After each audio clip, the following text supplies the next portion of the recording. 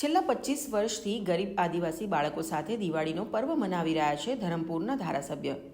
દિવાળી શું છે અને દિવાળી પર્વનું મહત્ત્વ શું છે એ બાળકોને સમજાવી, બાળકો સાથે ફટાકડા અને આતશબાજી કરી બાળકોને પોતાના પરિવાર સમજી દિવાળી પર્વની ધામધૂમથી ઉજવણી કરે છે. આશ્રમ શાળાના બાળકો જેઓ જંગલ અને અંતરિયાળ વિસ્તારથી આવતા હોય છે, તહેવારોની ઉજવણી ક્યારેય જોઈ ન હોય એવા બાળકો દિવાળી વેકેશન પહેલાં જમણ અને ગિફ્ટ આપી બાળકો સાથે દિવાળી પર્વની ઉજવણી એક અનોખી રીતે થાય.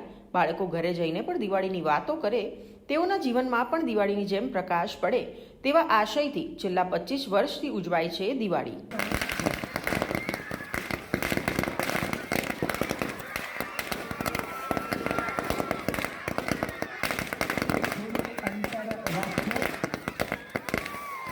આજે છેલ્લા 25 વર્ષથી આ આશ્રમ શાળાનું સંચાલન હું કરું છું.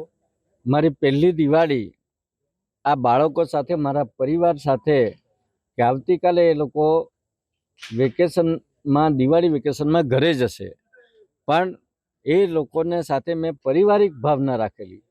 અને વર્ષોથી આ કાર્યક્રમ મેં જ્યારે ધારાસભ્ય ન હતો ત્યારથી આ કાર્યક્રમ મારો પરંપરાગત રીતે ચાલુ રાખેલો.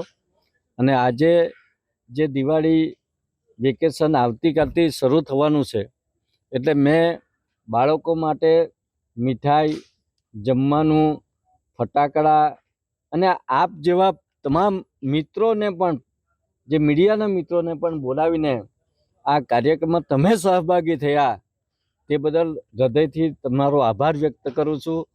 મને મારી દિવાળી જે ઘરે હું કરું એના કરતાં અતિ ખુશી આ બાળકો સાથે દિવાળી કરું એમાં મને થાય છે. એટલે આજે તો મને અત્યંત ખુશી, તમે જ્યારે આજે મીડિયાના મિત્રો આ દિવાળીમાં ભાગ લેવા માટે તમે આ ગરીબ આદિવાસી બાળકો સાથે તમે ભેગા થયા છે, મને અત્યંત ખુશી છે. અને આ દિવાળી જે આવવાની છે એમાં હવે પછી ઘણા બધા આદિવાસી તહેવાર મનાવે, કે વાઘ બારસ છે, કે ધનતેરસ છે, કે પછી દિવાળી છે, નવું વર્ષ છે, ભાઈબીજ છે, કે લાભ પાંચમ છે.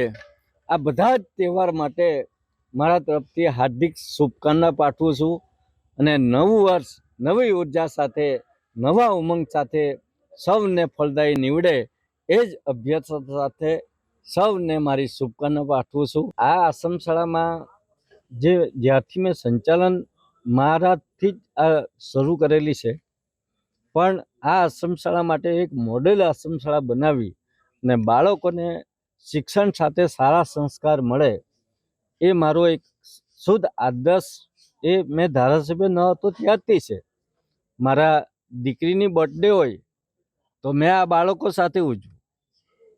મારી બર્થડે પણ જૂનમાં આવે એટલે મારાથી શક્ય ન બને, પણ આ બાળકોને દિવાળી જે ઘરે જઈને જે ઉજવે એના કરતાં એ સામૂહિકમાં બધા ફટાકડા, આતશબાજી, ચનકધારા, કોઠી, કે એ લોકોને ગન, પોપ, આ બધી જે ફટાકડાની જે મજા લેવાની હોય, આ દરેક પ્રકારના ફટાકડા એ લોકો માટે આજે ઉપલબ્ધ કરાવ્યા છે. આપ જોઈ શકશો કે આ બાળકોનો આનંદ કેવો છે.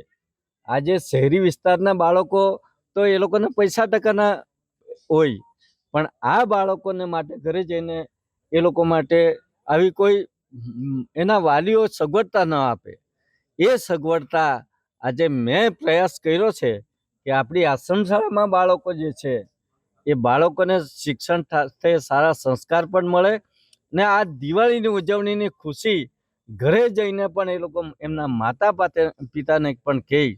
અને આજની દિવાળી આજે અમારે બાળકો સાથે જે મનાવીશું એ જ મારી હર્ષની દિવાળી હશે. પછી તો આ પ્રોગ્રામ એક દિવાળી પૂરતો હશે, બાકી મારા પરિવાર એ મારું પરિવાર, એ આશ્રમ શાળાના બાળકો જ મારું પરિવાર છે અને તમે જ મારા પરિવાર છો. આજે તમે જે આ ખુશીમાં તમે સામેલ થયા, મારા મીડિયાના મિત્રો, સૌને ખૂબ ખૂબ અભિનંદન આપું છું. ધન્યવાદ.